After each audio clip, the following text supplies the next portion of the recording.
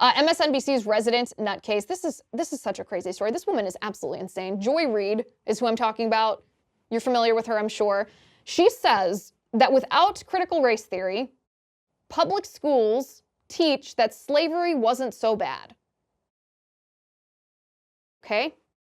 Mark Lamont-Hill, we've talked about him on the show. He was the one who asked Chris Rufo, what do you like about being white?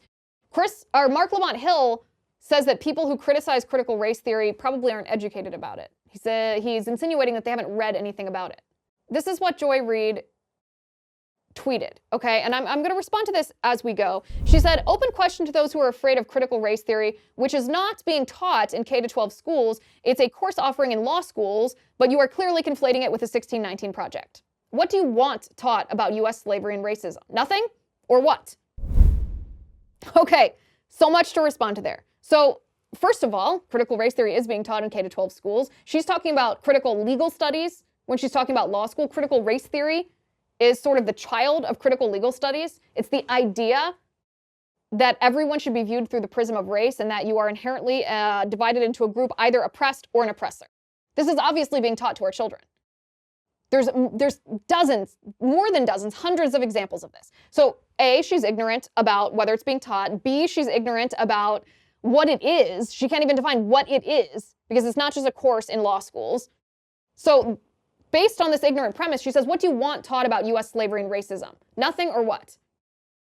So that's a false choice, as if those are just the two options, that binary option, revisionist history and lies in the 1619 Project or nothing. No. Teach history. Just tell what happened. Show what happened. If we don't teach children the lessons of the past, the mistakes and the triumphs, then they're doomed to repeat it. So why would we distort that? Why wouldn't we just teach them what happened? Not through the prism of anything. Just the facts. What happened? It's funny because people like Joy Reid, not only are they ignorant of the history of critical race theory, but they can't define it. They always act like it's just a perspective on history. That's not what it is. We did an entire episode showing that critical race theory is the grandchild of critical theory, which is a Marxist tool. It's intended to spark a Marxist revolution. But Joy Reid's not done. She said, currently most K-12 students already learn a kind of Confederate race theory, whereby the daughters of the Confederacy long ago imposed a version of history wherein slavery was not so bad and had nothing to do with the Civil War, and lynchings and violence never happened. End quote. Where did you go to school? Or better yet, please name one public school that teaches that slavery wasn't so bad. You name me one school that teaches that. One school. That's part of their official curriculum. Because, good God, I will stand next to you and decry that and make sure that it's not taught. One school. Be specific.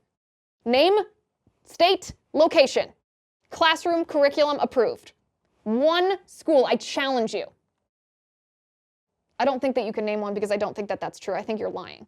See, it's the Democrats who ignore the history of gun rights, for example, being used by Black Americans in the Jim Crow era in the South to defend themselves. Remember the story Condoleezza Rice told? It's Democrats who ignore perspectives on history when it doesn't suit the current Democrat political agenda. Joy Reid's not done. She says, is this about continuing to teach Confederate race theory and continuing to omit things like the founders owning slaves or the facts about the mass extermination of the indigenous? Are you insisting that those things continue to be omitted? If so, why? Again, what school are you talking about, or what school did you go to that didn't teach that the founders owned slaves? Everybody learns that. What school are you talking about that doesn't teach the facts about what happened to the native peoples here? So, in fact, most schools teach revisionist history when it comes to what happened to the native peoples. The truth is, they died mostly of diseases. They also enslaved each other and killed each other. And yes, they were abused by white colonists too. To my knowledge, no school curriculum attempts to whitewash that. But what school are you talking about? What school did you go to that didn't teach that the founders owned slaves? I've never heard of a school teaching that.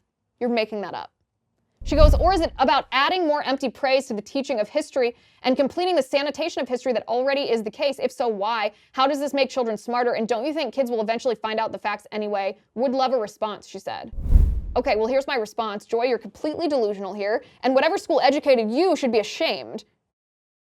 This is what you should have been taught. Okay, you should have been taught, and this is what we should teach children. This is what I was taught.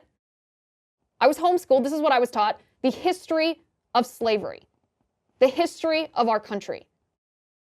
In regards to slavery, we were taught a detailed history of the Underground Railroad and about slave catchers and the abuse and the inhumanity of it. We were taught about Abraham Lincoln and the Emancipation Proclamation and the Civil War and those who fought and died for the Union.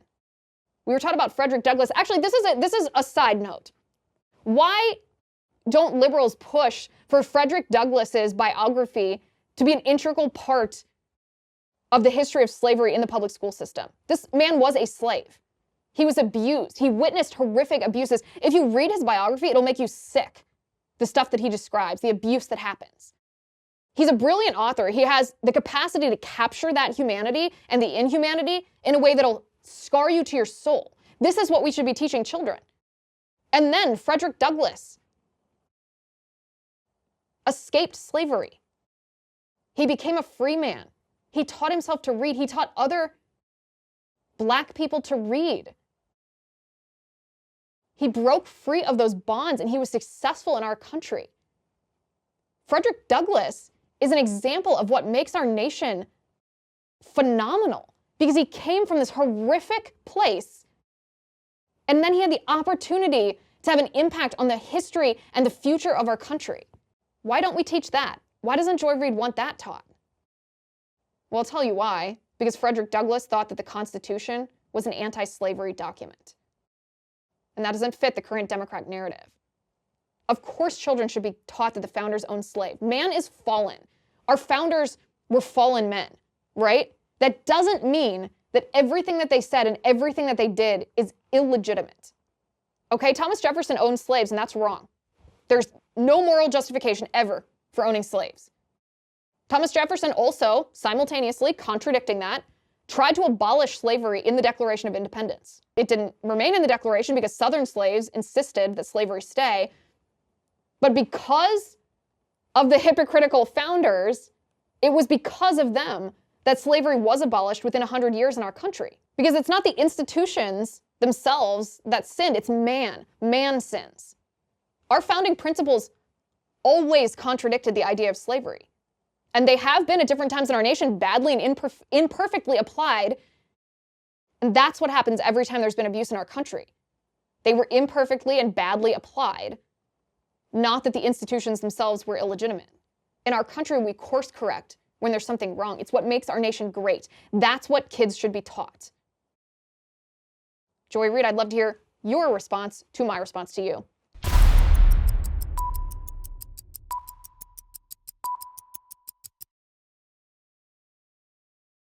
Hi. Before you go, let me talk to you about something. As you know, I've been censored on Facebook and YouTube, so I partnered with locals to create a censorship-free community. I also just launched my show, and I have a lot of exciting new things coming up that I want to make sure I can share with you and get your input on.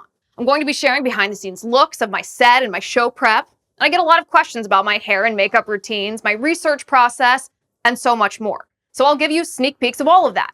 I'll also be doing exclusive segments of my show just for Locals VIPs. All of my interviews will be shared on Locals for VIPs to watch as well. I'll be taking questions directly from VIPs for the video mailbag in my show, and you'll get the episodes free from ads. Who doesn't love that? Not to mention, I'll keep doing everything that you've already come to love. Ask me questions for live Q&As. Let's talk about your favorite books, what yummy vegan food I'm eating for lunch, and what ridiculous headlines I'm reading today. You can do all of that and more, but only if you are a Liz Wheeler Show VIP on Locals.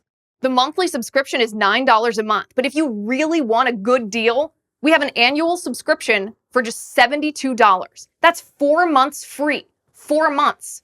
So join me on Locals as a VIP. I'll see you over there.